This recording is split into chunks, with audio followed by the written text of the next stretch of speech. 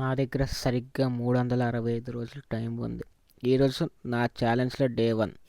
నా ముందున్న లక్ష్యం పెద్దది. బ్యాంక్ బ్యాలెన్స్ పెరగాలి, బాడీ ఫిట్ అవ్వాలి, కార్ డ్రైవింగ్ నేర్చుకోవాలి. 5 గంటలకు లెగాలనుకున్న నేను లెగిసినప్పటికి 8 అయ్యింది.